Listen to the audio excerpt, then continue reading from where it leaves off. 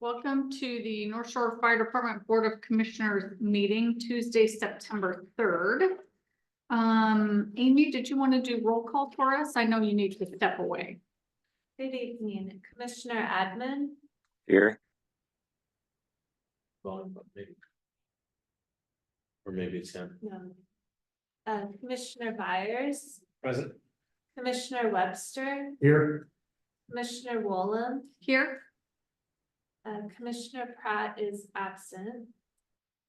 Chief Cowan, Here. Legal Counsel Matt Paxton, Here. and I'm Board Secretary Amy Oakley.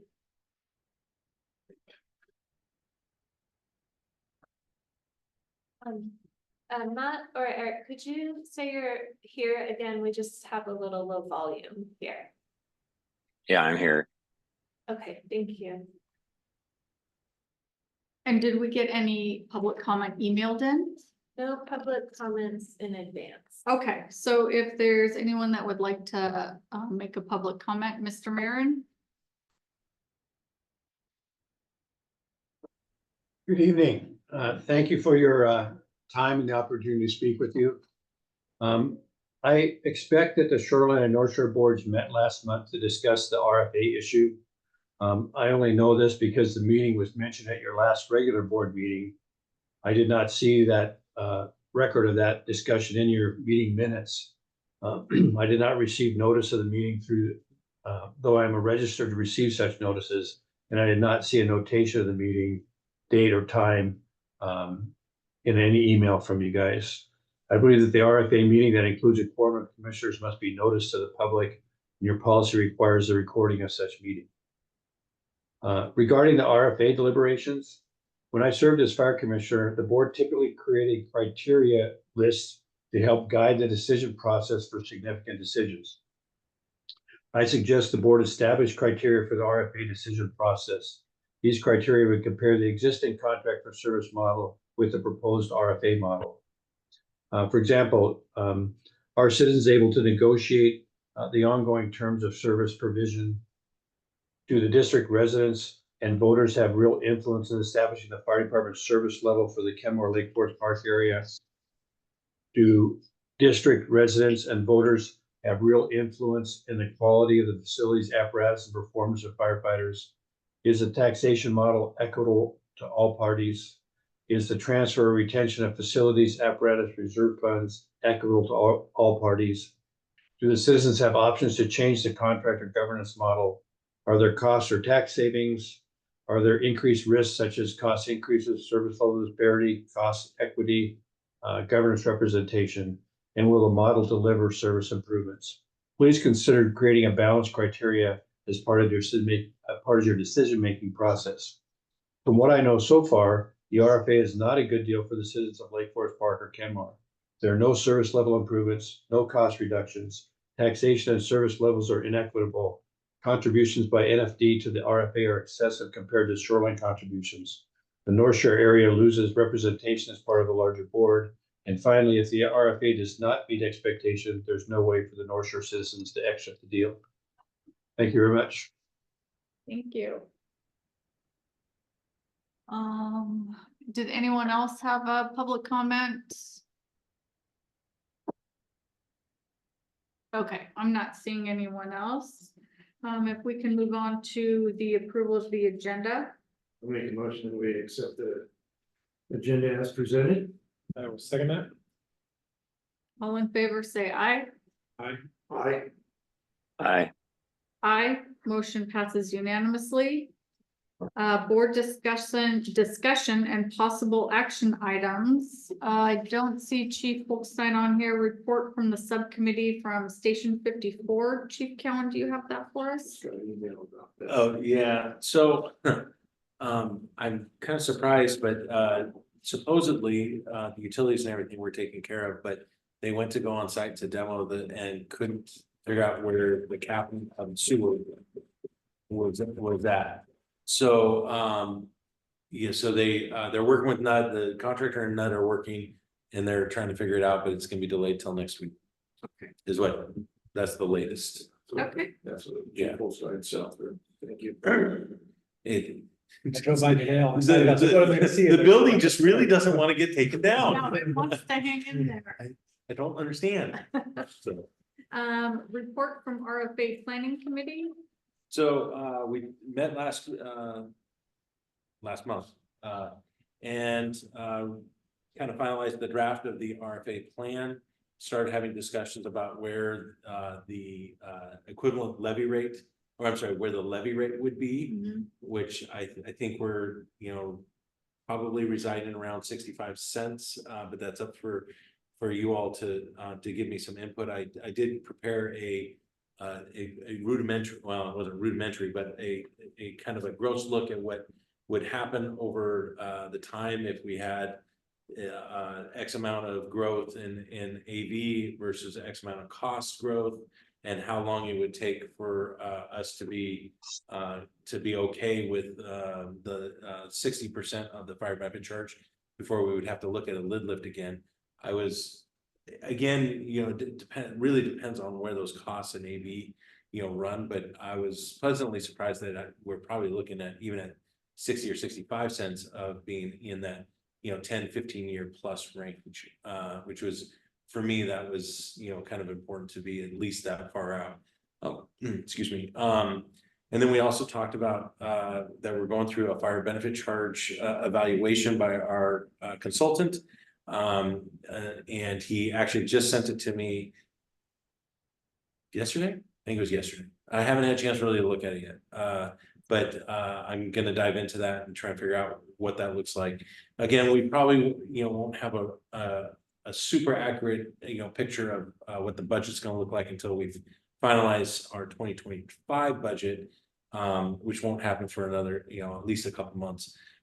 So it's good to know where these things are at, so we can have some ballpark, conversations and discussions about it. But that's something that it won't be finalized until later this year.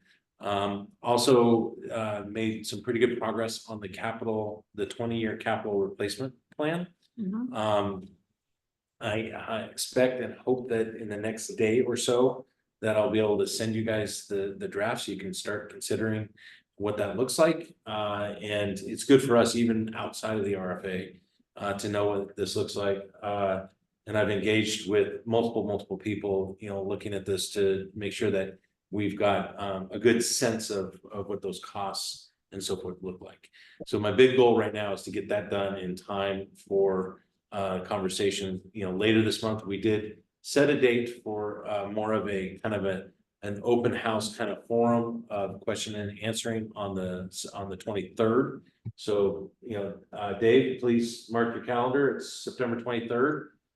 It'll be here. I believe it's at 5 o'clock. No, 6 o'clock. We want 6 o'clock to make sure everybody had an opportunity to try and get here from work. So I am going to be updating some more of the FAQs, some of the information that we've been discussing and all that. I think that's about it. Was there anything else that I missed? Okay. So. Okay, update on the levy lift ballot measure. We ended up, it did get validated, or it did get certified and all that. End of the last week, I got a letter certifying we were at around 63%, which isn't that surprising. It's lower than what I was hoping for, but it's not that surprising considering what the language, the way that we had to state the language to meet the county ballot requirements. So 63% got certified, so we're good to go. I would like to put some a thank you note out in especially in the Lake Forest Park and Kenmore, either on their websites and or their curriculums or circulars. Sorry. Okay, discussion on updating financial policy 6200. We're not quite ready for that. I did kick it to our finance people, and they have been working on it. And so I haven't really looked at it, and it's a bigger document, and they would want to make sure that they compared that to state law. Matt Paxton asked for an update on that too. I got one this afternoon, basically saying that they needed a little bit more time. Felt like it could be done by next week. Do I need to? set- Yeah, if you can admit him.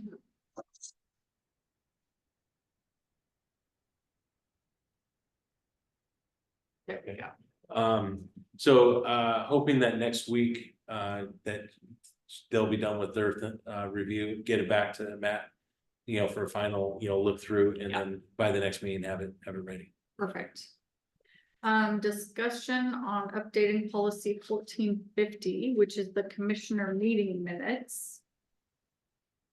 I know that we've been talking a little bit with Mr. Paxton regarding this as well.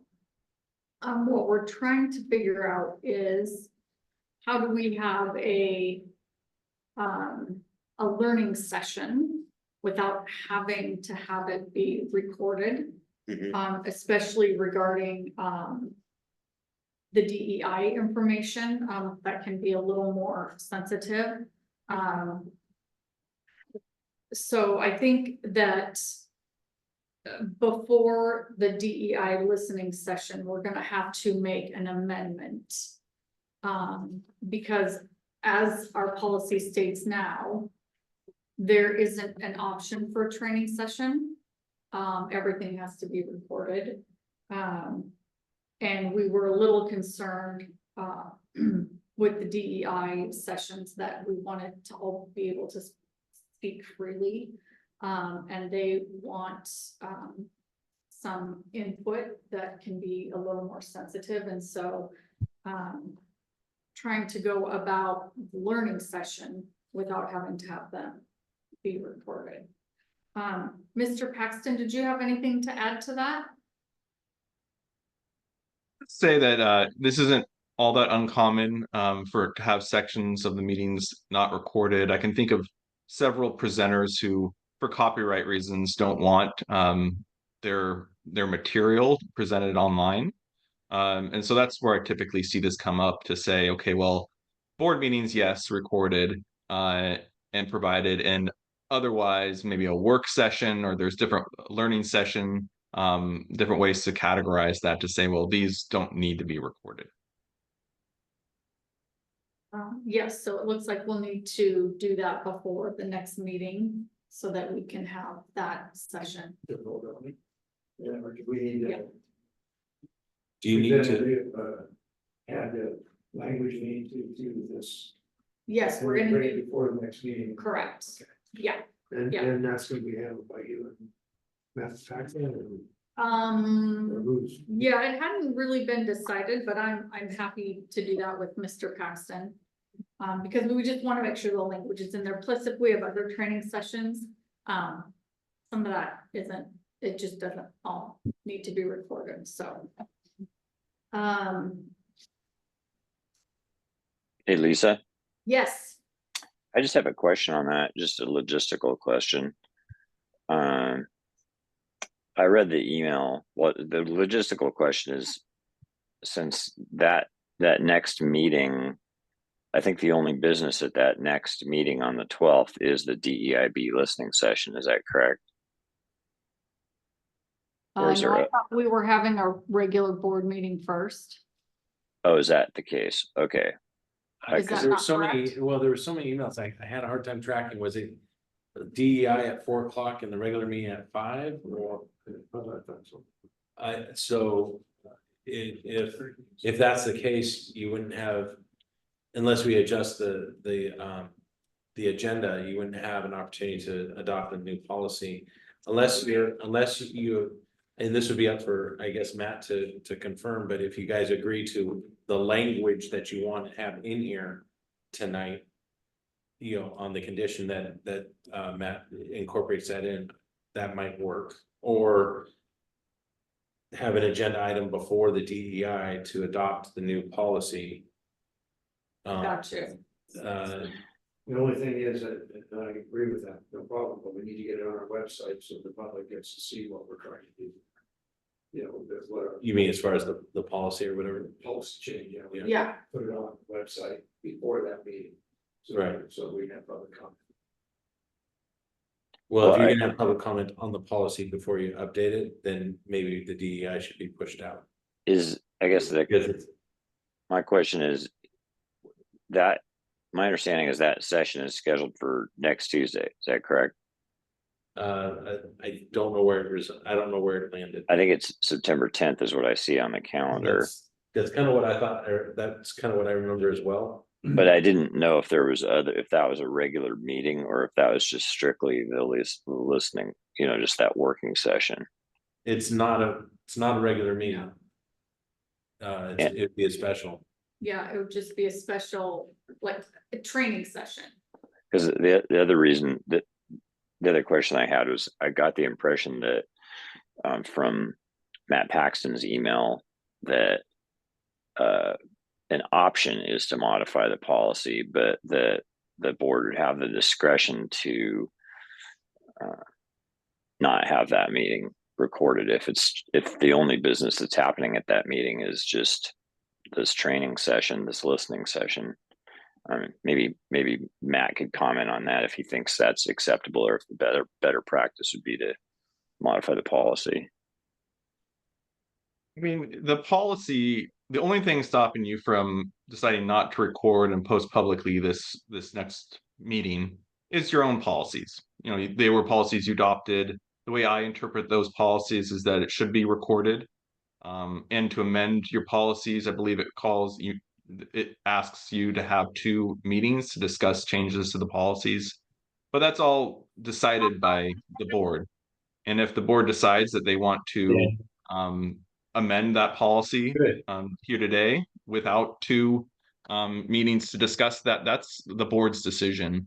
I don't think an sure. auditor, certainly not a court, would question that. I Mr. am, Mayor, yeah. oh, you can mute him. There we go. There we go. Okay, so We could do a one-time amendment at this point, or you can choose to vote that in. Yeah. To have, hope so that we can continue with that. The one-time motion that we suspended the meeting recording for this session only, and then we work and continue working on reviewing our policy. Yeah. In the correct manner. Yeah, so okay, I make a motion that we suspend, or how do we call that? It's not suspend recording, but to amend for that meeting only, Hey, recording. hey, Rick, Yeah, do you want to suspend the policy, or do you want to amend the policy? amended, but only for Temporarily. for this meeting specifically. Because we could amend it such that, if it's a meeting that no decision making is going to take place, it's strictly a training session, and matters of a sensitive nature could be discussed. I can't think of other meetings that would fall into, but essentially if it's going to be a meeting strictly of a training session and no decision making by the board, that we could, I could see us amending the policy that category of meeting doesn't need recording. I think we could do that for this specific meeting. The temporary amending it. And then. Well, I'm saying that we could just set that up because there could be some other training sessions in the future that don't need to be recorded that it could apply to. Go through our regular process of the 2 meetings and all that. We can do this meeting specifically now and then go through the process of. I see what you're saying. Yeah, so that's what I was thinking, we do temporarily. okay, Specific. so can you restate Sure. the motion? Well, actually, Eric had a good way of stating, why don't you state it, Eric, right? Temporary and. Okay. So I would state that given that the upcoming meeting on September 10th is strictly a listening session and a training session, and that no decision making is going to take place by the board, that the board not record the upcoming DEIB listening session meeting on September 10th. I'll second that. Okay, so Rick seconds, all in favor, hold on, Mr. Paxton, are we okay with this as we're going? Yeah. Okay, thank you. Probably. Okay, all in favor, say aye. Aye. Aye. Aye, motion passes unanimously. And then let's keep this policy revision discussion. Get it set up. On the meeting, and then we'll get it set up so we do a permanent. Right, right, okay. No board resolutions, consent agenda, I think the motion that we accept the consent agenda is presented. Seconded. all in favor, say aye. Aye. Aye. Aye, motion passes unanimously. Fire chief's report. I don't know if you guys had a chance to look at it. I sent it out this morning. Mhm. I had, I had to amend because I thought that the demo had done, so I sent a second one out because I put in the original one that 54 had been a demo, so. The good, one thing I just point out is the good news that we gained some more on the financial front, and we're actually under budget now, so. Just kind of surprising, to be honest, you know, because that was a July financial report, and I would have thought that the overtime would have hit there. But we are doing one thing that I'm wondering if this is having a bigger impact than I expected. Which is we are doing some things to save money in the overtime situation too, and maybe we're starting to catch up by using a third party company to help manage when we have injuries, especially if they're orthopedic injuries. It's called Ready Rebound, and so I'm wondering if I got to look a little deeper to see if this is really because I did get a briefing and I put it in my activity report too. I had a meeting with him last week. And he believes that they have saved us over $500,000 worth of salary and so forth. That wouldn't necessarily show up on a financial spreadsheet like fully like $500,000. Right. But it may be moving the needles some for us in that regard. So I need to take a little deeper dive on that.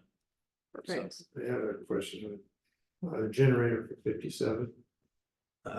He's working on it. I don't know, have anything more. We are struggling with. Both sides. Yeah, we're struggling trying to find what we believe is a reasonable approach on it. So he's looking out, he's throwing the net further out to see if there's other bids and so forth, if we need to do another request for proposals or bids, sorry, not proposals, to get something that's more affordable. So I will try and get an update for you and have him email it out to you because it is a high priority for us. Yeah. I can tell you that. Yeah. So I have a question. Go ahead. It's regarding NEMCO. What's the status of NEMCO right now? it's a great question. I have a meeting on Thursday. I believe it's on Thursday. Yeah, Thursday, to discuss what is going on. We have an intent for Kenmore to leave NEMCO at the end of next year. So that obviously has some pretty significant impacts on the coalition. So I'll know more after that meeting to figure out what the intent is, what the options are. But if that is the truth and all that, then which I mean they've stated the letter to him that they want to exit. But if that continues on that path, then I believe that MCO will be dissolved at the end of next year. I can't imagine, especially with the cost of Kevin Lowry, our emergency manager, and so forth, being shared just by predominantly Lake Forest Park. So, but that will have ripple effects, not so much on us, but on the two cities, especially because as you might remember, NUD is out. And so I don't know what the plan is. I'm assuming that Kenmore will be able to articulate what that looks like and how they're going to address emergency management within the city, and or whether or not Lake Forest Park can collaborate with Kenmore or what, I'm not sure. Does that have any implications for us, for the fire department? Not, well, I mean, it does in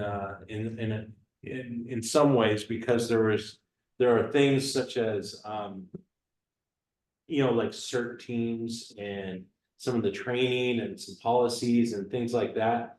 That Kevin has been helping out with, but frankly, emergency management is not a fire department function, it is a city function. And so we've been, the North Shore Fire Department, that historically, because NEMCO's been around for a while. Historically, the North Shore Fire Department has been part of NEMCO because it weren't some of the other, positions within the fire department to help with some of those things. But it was also because I believe that, from a good place and good intention of being more involved in the emergency management side of things, but it's not a fire department function.